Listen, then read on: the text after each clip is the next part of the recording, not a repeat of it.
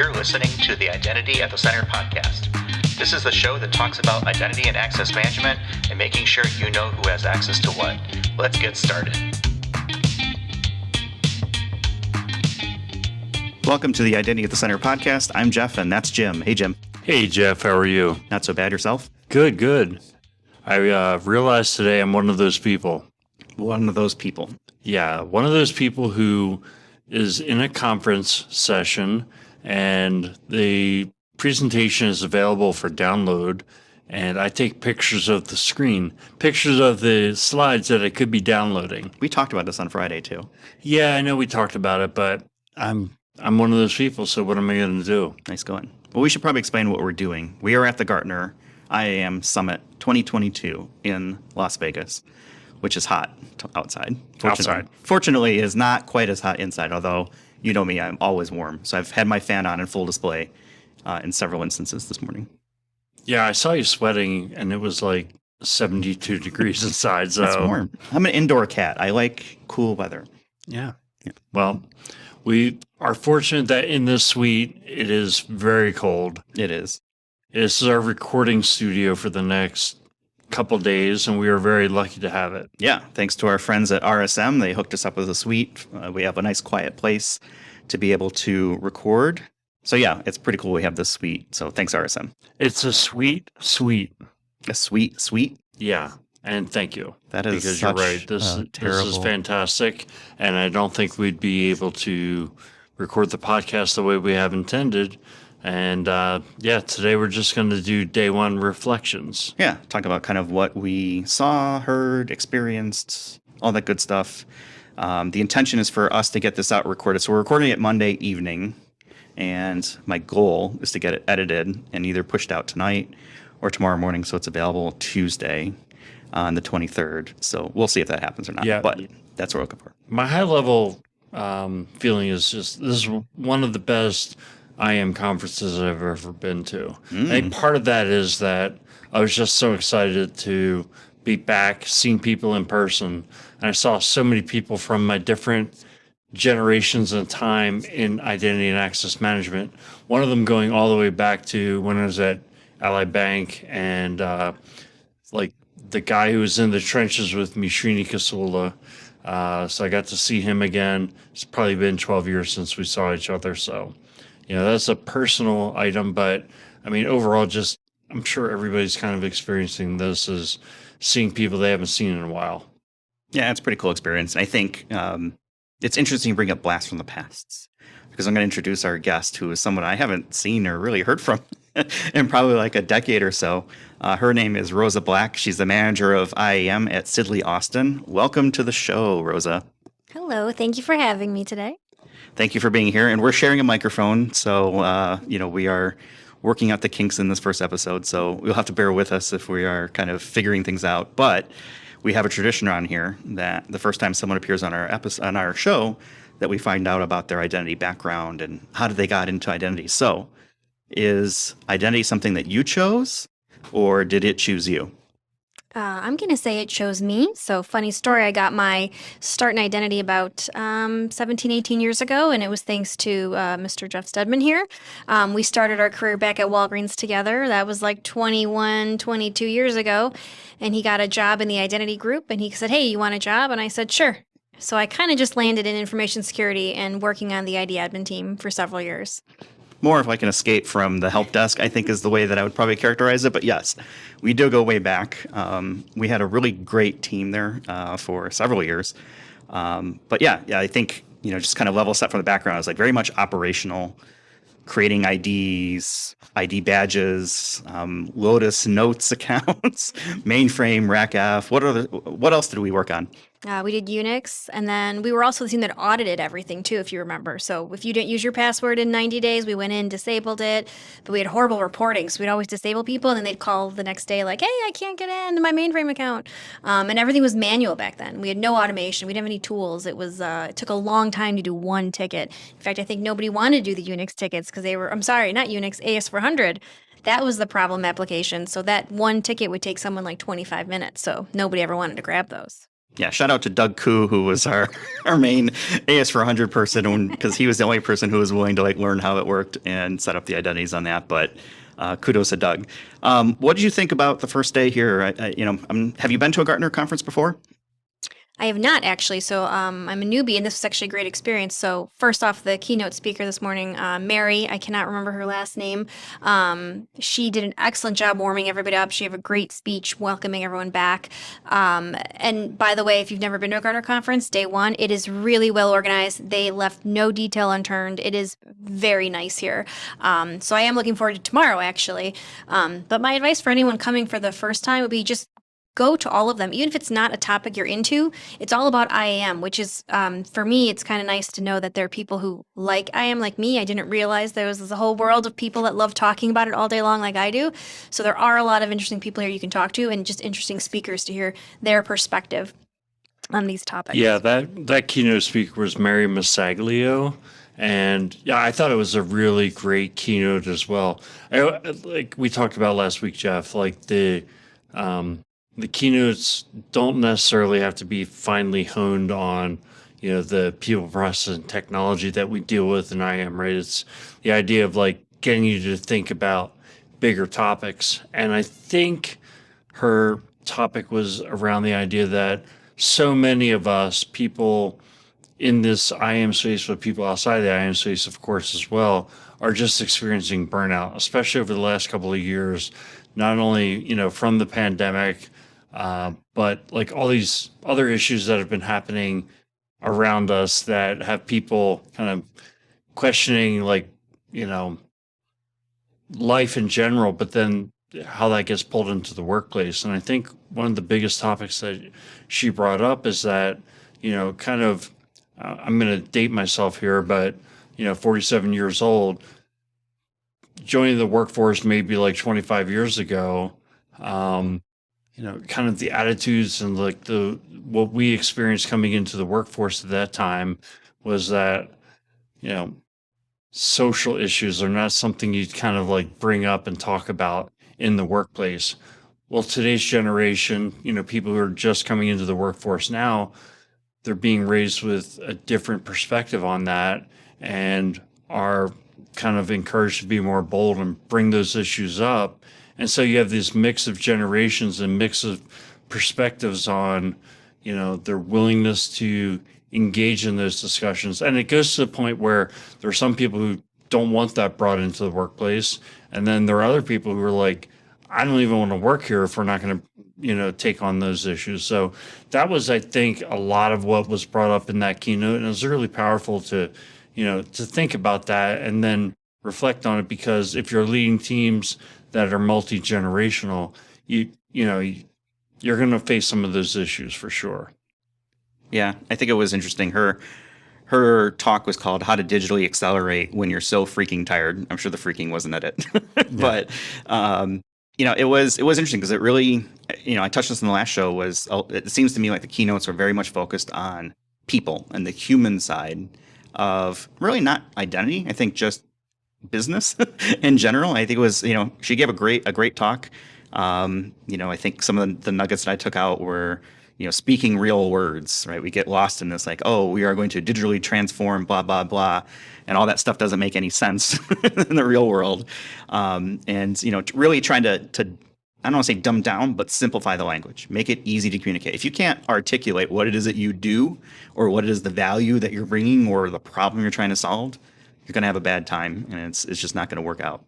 Yeah, digitally transforming. I think digital transformation was a word that I heard a number of times today, and someone said, that belongs somewhere on the hype cycle, digital transformation. But to me, that has a very specific meaning, because I see a lot of organizations, to me, I always think of digital transformation on the customer side.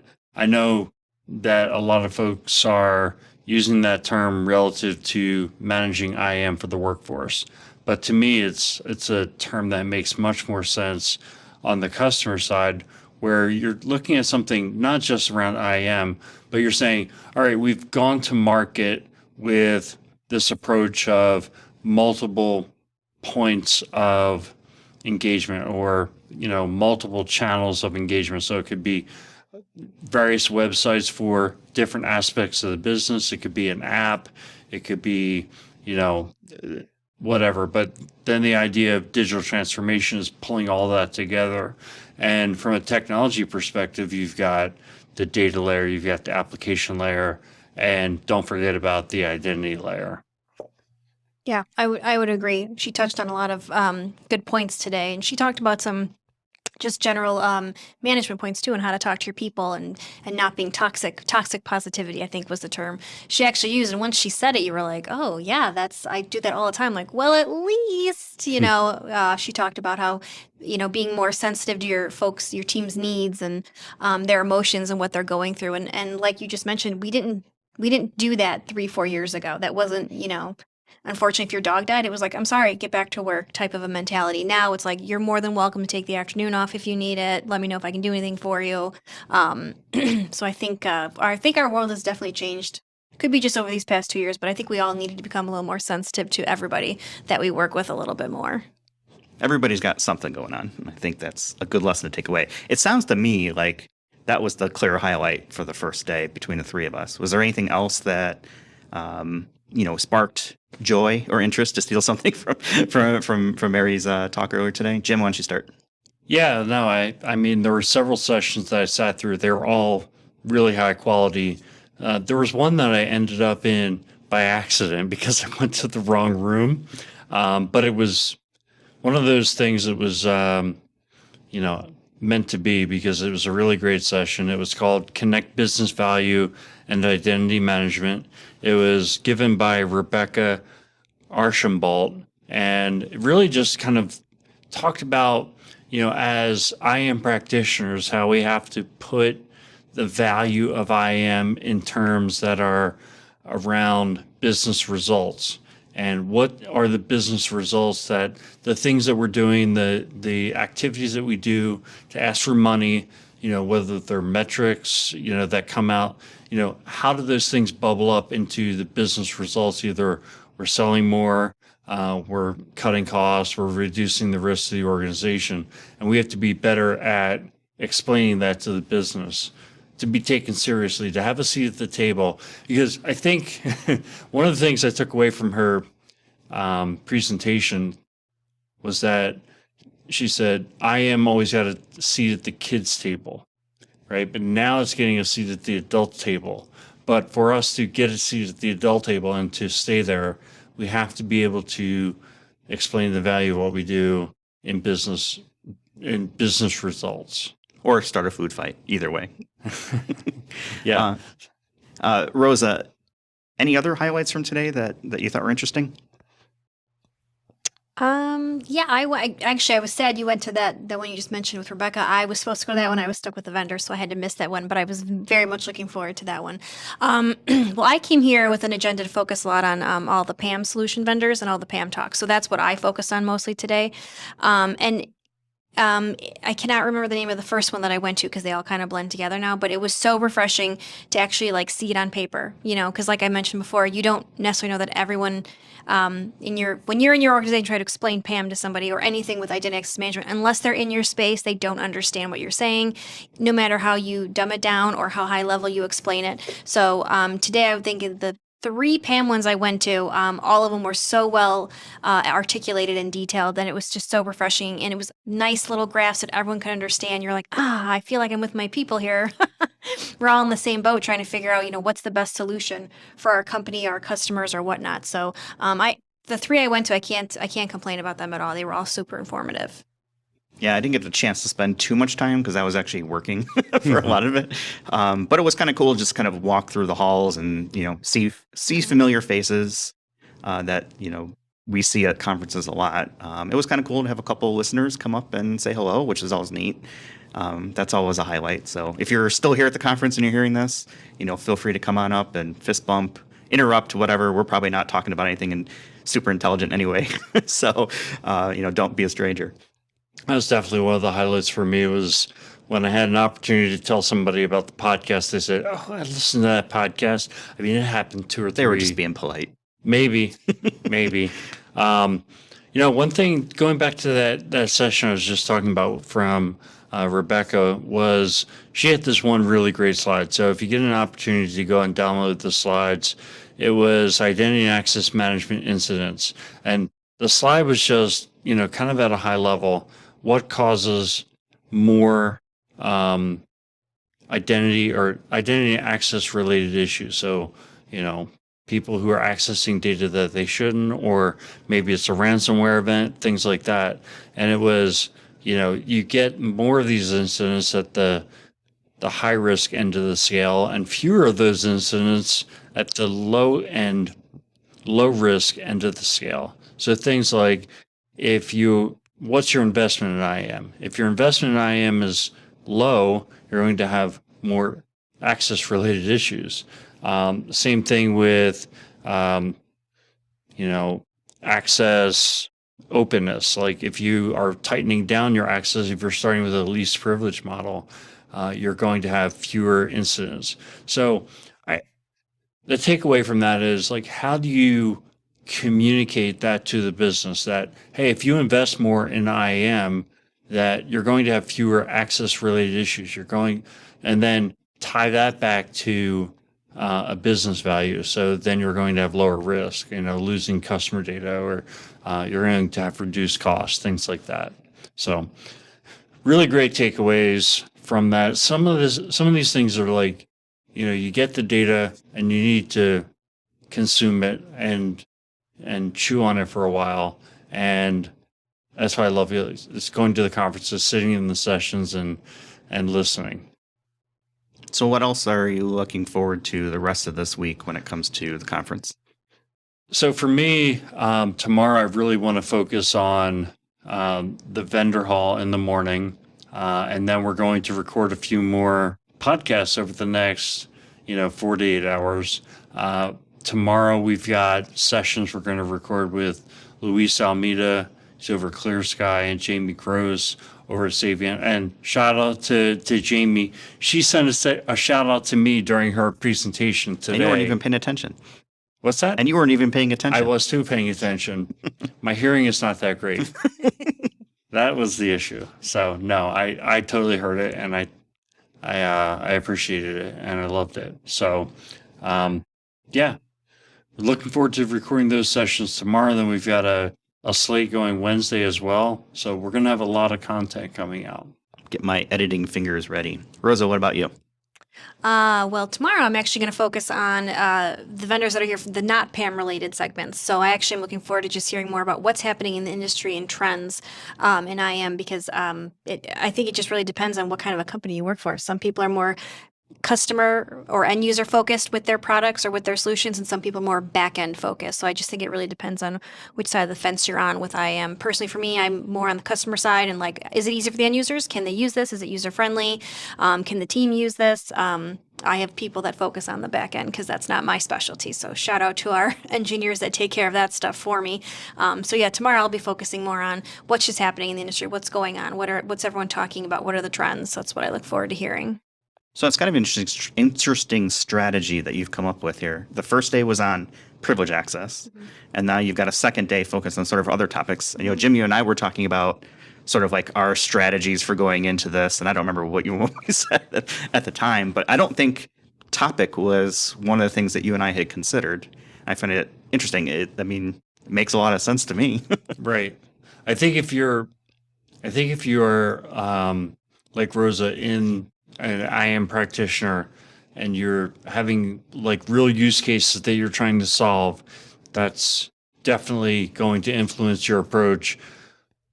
My approach going in was I wanted to kind of bounce across all the different areas that, I run into those kind of use cases with, multiple clients, so that I've got kind of an even understanding of the trends and kind of what would potentially fall into my wheelhouse. That makes sense. I think, yeah, obviously based on the role, right? You're going to be interested in different things. What about recommendations for people who are either here already or maybe considering the future, for people who are attending? What are some things that people should know? I'll go first, because the first one that I immediately thought of was get to sessions early. they may not have space in the conference room that you are hoping to get into, and they may send you somewhere else, which is a less than ideal scenario. But definitely, if you're something that you're interested in, I would say get to your destination sooner rather than later. Rosa, how about yourself? I have two. One, wear gym shoes because there's a lot of walking here. So, a lot of women here in the fanciest of high heels I've ever seen, and I'm sure their feet are killing them today, mine included. I think the second thing I would say is just put yourself out there. I came here alone, so I'm traveling alone for this conference, is just go up to those vendor booths and start up a conversation. You never know where it's going to lead to make you more comfortable with talking to people about their products. Even if you're not interested in their product, just go talk to them. And also, if you see someone just standing there, we're all here for the same reason. We all have the same knowledge. We go talk to someone because it's going to open up the door to lots of conversations. And I met two people here specifically, both from Toronto, but for separate cyber companies. I almost like consulted with them about IAM teams and processes and stuff like that. So like it actually boosted me and made me feel really good because I was like giving them advice and helping them with, because like, what do you even need? We don't even know how to build a team. And I was like, oh, this is my specialty. I'd love to tell you about it. So I got to show off my skill set a little bit with some strangers. So, and it made them very happy too. So just put yourself out there and go talk to everybody. So we're going to see Rosa presenting in a couple of years here at Gartner, or maybe Identiverse, or maybe some other identity conference. Jim, any recommendations? I think that one that Rosa just said, with putting yourself out there and, plunk down and sit next to somebody who you don't know at lunch. I did that today, and I said, hey, is the seat taken? Obviously it wasn't. And I met Brian Burnsie. I would shout out to him because he made me feel very comfortable and told me all about what he does and, his strategy and his vision. I said, you're somebody we need to get on our podcast. So expect an episode with him at some point in the future. So that's number one, I think, is, that was a great recommendation. The number two is really, I'd say consider staying at the Caesars. Or, I don't know. I've always liked staying at the Cosmopolitan, right? Which is technically walking distance, but when it's 105 degrees outside, it's not really a great option. I don't know. The sheen's just coming off of that for me. I'd rather be close and not have to deal with going out. So maybe I'm just being a grumpy old man by saying that, but you're going to lose out on those Marriott nights, though, and lose status. Well, then that's an option too. Is say there's a Marriott like one block off the strip that does not have a casino. That's an option I would consider. Because part of it, just to be completely transparent, was I could hear the nightclub in my hotel pumping like music till like 2:30. So every hour or so, I'd wake up and hear that music, and then have to fall back asleep with that music pumping. And it's not like I'm an old person and like I hate that music. I like it, but not when you're trying to sleep. I don't want to be woken up every hour. Wear earplugs, or I don't know. I mean, I think staying obviously in the hotel where the conference is makes a lot of sense. Yeah. What else do you have? Really, I think you guys covered it. I think get there early, just because it happened to me a couple times today where I had to go to an overflow spot. And at that point, I was kind of like, nah, I'm going to do something else and walk around. I think Rosa hit it right on, spark up conversations. I mean, I think that's the great thing about the identity community is people are pretty cool for the most part. Like it's not rocket science and it's not secret sauce, right? Mm-hmm. It's not like you're giving, trade secrets away for how you should be running your IAM program or how you're, building a team, right? Those sorts of things. Unless that is your secret sauce, maybe, but that's something, to consider. We want to keep this a little bit brief for this first one and make sure I have time to get it edited and put out, but it wouldn't be an episode of Identity Center without a way to end on a lighter note. And the one that I've come up with for today is, what's the best TV show or movie that you've recently seen? Jim, we'll start with you. You want a TV show and a movie? Or a movie.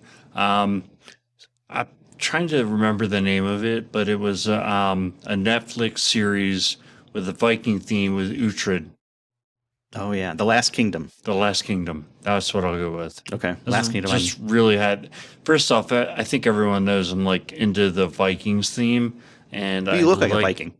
I like the Vikings, and I like the historical context of, when they base a show in history.